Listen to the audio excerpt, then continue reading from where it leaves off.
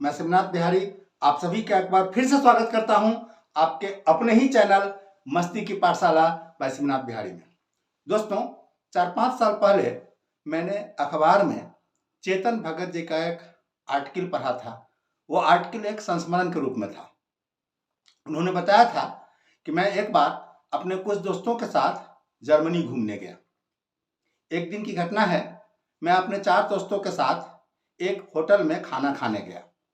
और दोस्तों, जैसा कि हम भारतीयों की आदत रहती है, सभी ने अपने अपने हिसाब से अपने अपने लिए कई तरह की डिशेज का ऑर्डर किया, ढेर सारे खाने का ऑर्डर किया और इतना खाना मंगा लिया। जो वो तो थे 4 आदमी, लेकिन उतने खाने से कम 8 आदमी का पेट भर सकता था। 8 आदमी का खाना तो 4 आदमी तो मिलकर कभी खा नहीं सकता था।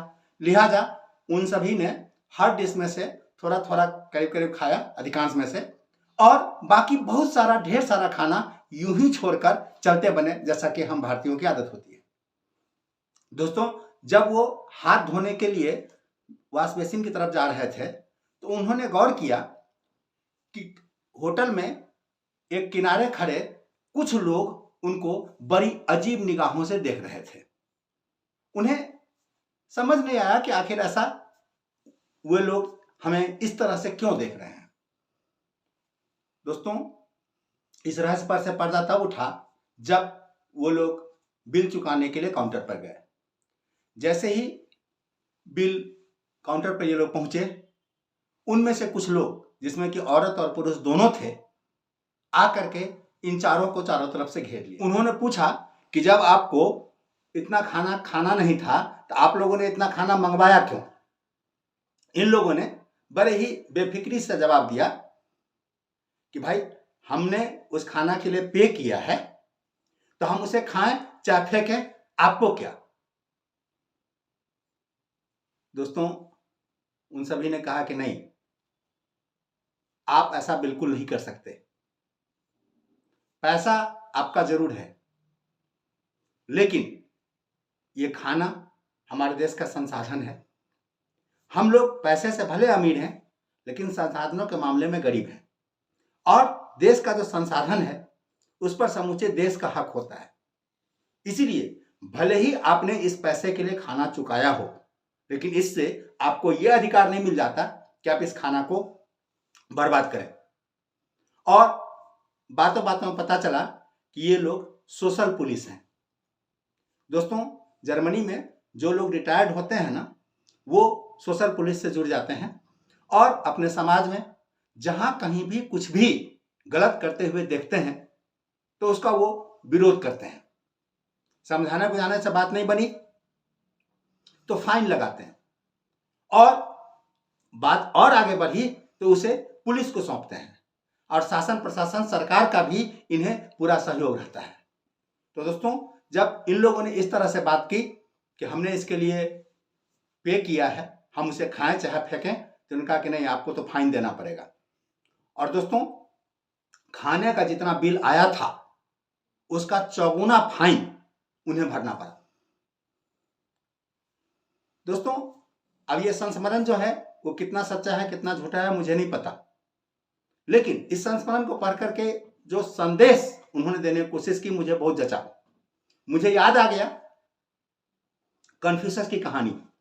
कन्फ्यूशस के बारे में मैंने कहीं पढ़ा था कि जब वो खाना खाने बैठते थे तो उनकी पत्नी एक बड़ी सी कटोरी में पानी भर के रख देती थी और एक बड़ी सी सुई भी ला के रख देती थी। अब वो ऐसा क्यों करती थी उसे नहीं मालूम।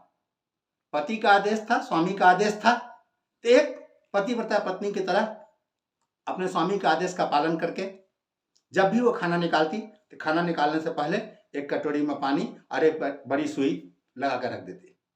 लेकिन उसके मन में हमेशा ये प्रश्न उठता रहता था, कन्फ्यूशस की पत्नी हर रोज ऐसा जरूर करती थी जब भी उन्हें खाना देती थी तो, लेकिन वो कभी समझ नहीं पाई कि आखिर वो ऐसा क्यों करते हैं, आखिर उन्होंने ऐसा क्यों कहा है। क्योंकि कन्फ्यूशस न तो खाना खाने के दौरान न खाना खाने के बाद उस कटोरे के पानी या सुई का कोई उपयोग करते थे।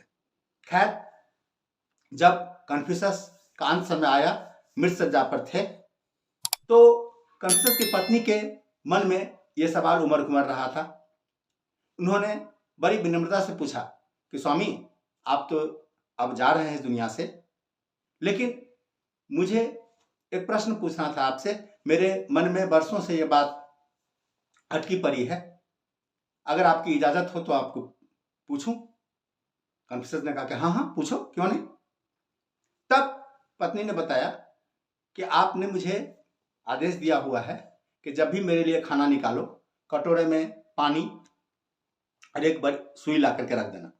आपके आदेश का पालन करते हुए मैं ऐसा करती रही, लेकिन मैंने तो कभी भी खाना खाने के दौरान या खाना खाने के बाद आपको उस कटोरे के पानी या सुई का उपयोग करते देखा नहीं। तो फिर आखिर आप ऐसा क्यों कहते थे करने के लिए, आपने ऐसा क्यों कहा था, ये बात आज मैं समझ नहीं पाई। कन्फ्यूशस मंद मंद मुस्कुराए और बोले कि भगवान, इसमें बहुत सीधी सी बात है।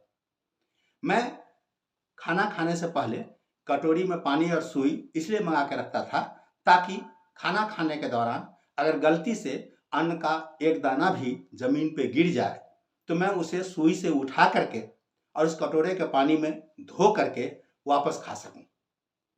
लेकिन मैं खाना खाते वक्त तो सावधान रहता ही था।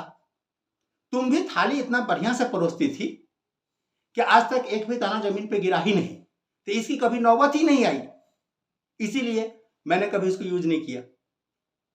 दोस्तों, खरमास समाप्त होने के बाद शादी विवाह का मौसम शुरू हो गया है। दोस्तों, हम भारतीय कितना खाना बर्बाद करते हैं, इस चीज को आपको जानना समझना हो तो आप किसी शादी पार्टी में या किसी बड़े होटल में वहां चले जाइए जहां पर बर्तन धुल रहे हों।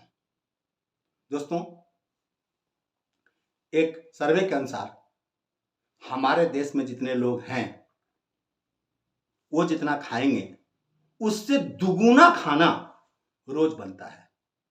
लेकिन आपको हैरानी होगी दोस्तों, फिर भी हमारे देश में 20 करोड़ लोग हर रोज भूखे सो जाते हैं। दोस्तों, आपको हैरानी होगी कि जिस देश में अन्न को एक देवता माना गया है, अन्न को भगवान मान के उसकी पूजा की जाती है, उस देश के निवासी 50,000 करोड़ का खाना हर साल गटर में बहा देते हैं।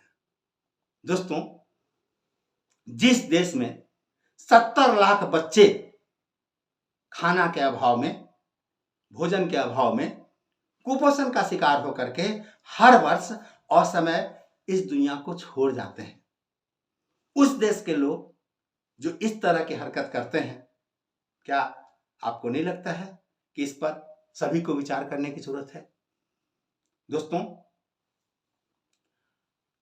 आज देश की 45% जमीन जो कि पानी के अभाव में बंजर हो चुकी है, इसके पीछे एकमात्र कारण है कि हमने जंगलों को काट करके उसे समतल कर दिया ताकि खेती करके हम अन्न उपजा सकें, ताकि इतनी बड़ी जनसंख्या का पेट भर सके। दोस्तों, किसान धरती का सीना फाड़ करके जमीन में बीज बोता है और अपने खून पसीने से उस फसल को सींचता है। साथ में आंधी, ओला, अतिवृष्टि या फिर कभी कभी अनावृष्टि के चलते जो फसलें मारी जाती है वो अलग। फसलों के नुकसान होने पर कर्ज के बोझ में डूबा किसान किस तरह से आत्महत्या करने पर विवश हो जाते हैं, ये भी आपने सुना होगा, ये भी आपने देखा होगा। दोस्तों, जिस देश में हम इस खाना को इतना बर्बाद करते हैं, आप हैरान हो जाएंगे दोस्तों कि हमारे यहां हर रोज 300 मिलियन लीटर तेल खाना बनाने में खत्म होता है। जी हाँ, मैं खाने वाले तेल की बात कर रहा हूं, खाद्य तेल की बात कर रहा हूं। और दोस्तों, ये कितने दुख की बात है कि इतनी मेहनत से किसान जो अन्न उपजाता है, इतनी मेहनत से हमारी मां बहनें जो खाना बनाती है, उस खाना को हम खाते नहीं, फेंक देते हैं, गटर में बहा देते हैं। दोस्तों, मुझे एक वाकया याद आ रहा है। मैं एक पार्टी में गया था, तो मैंने देखा था कि जहाँ पर प्लेट रखा जा रहा था, जहाँ जहाँ वहाँ पर गृहस्वामी ने अपने कुछ आदमी खड़े रखे थे। दोस्तों, मैंने देखा कि प्लेट रखने की जगह पर गृहस्वामी ने जहाँ अपने आदमी खड़े किए थे, वे लोग जब किसी भी आदमी के प्लेट में बचा हुआ खाना देखते तो वे उन सभी को हाथ जोड़कर समझाते, प्रेम से आग्रह करते कि प्लेट रखने से पहले प्लेट में बचे हुए खाने को खा करके खत्म कर दें। और दोस्तों, उनकी बात मान करके अधिकांश लोग किसी तरह से वो खाना खा लेते थे। दोस्तों, जो लोग खाना नहीं खा पाते थे वो फेंक तो देते थे, लेकिन इससे उन्हें बड़ी ग्लानि होती थी। दोस्तों, मुझे यकीन है कि उस पार्टी के बाद वे लोग जब कभी भी किसी भी पार्टी फंक्शन में गए होंगे तो थाली में खाना लेने से पहले जरूर इस घटना को याद किए होंगे और उन्होंने उतना ही खाना लिया होगा थाली में जितना कि वो खा सकें। दोस्तों, मैं आपसे अब अपील करूंगा, आग्रह करना चाहूंगा कि आप भी जब कहीं किसी ऐसी जगह पे जाएं, लोगों को अगर ऐसा करते देखें तो उन्हें समझाएं। पहले खुद से कसम लें कि हम इस तरह से नहीं करेंगे, हम कभी खाना को फेंकेंगे नहीं, क्योंकि खाना खाने के लिए है, फेंकने के लिए नहीं। दोस्तों, जब आप राशन की खरीदारी करने जाएं तो हमेशा उतना ही सामान लें जितना आपके घर में कंज्यूम होता है, जितना कंज्यूम हो जाए। ऑफर के चक्कर में कभी भी आप एक्स्ट्रा सामान ना लें, फालतू का सामान ना लें, क्योंकि एक सर्वे बताता है कि हम भारतीय अमूमन हर महीने 20% एक्स्ट्रा राशन कूड़े के ढेर पर फेंक देते हैं, क्योंकि वो खराब हो जाता है, खाने लायक नहीं रहता। दोस्तों, जब आप बाजार से सब्जी खरीदने जाएं तो उतनी ही सब्जी खरीदें जितना आपके घर में कंज्यूम हो सके। आप सब्जी खरीद कर लाएं तो हरी और पत्तेदार सब्जी जो जल्दी खराब होने वाली है उन्हें पहले बनाकर खत्म करें। आप दिन में खाना अगर आपके यहाँ बच जाए तो उसे फ्रिज में रख दें और निकाल कर रात में उसको खत्म कर दें। अगले दिन के लिए ना रखें, ज़्यादा संभावना है खराब होने का और अंत में वो फेंकना ही पड़ेगा। उसी तरह से अगर रात में खाना बच जाए तो सुबह के नाश्ते में ही उसे खत्म कर दें, शाम तक के लिए उसको बचा कर ना रखने की कोशिश करें। ऐसे में खाना आपको फेंकना ही पड़ेगा। इतना ही नहीं दोस्तों, जब कभी आप दोस्तों के साथ बाहर जाएं और कभी आपको बाहर खाने का मन करे तो खाना का ऑर्डर करने से पहले सबसे पहले आप घर पर फोन करें कि आज हमारा खाना नहीं बनना चाहिए।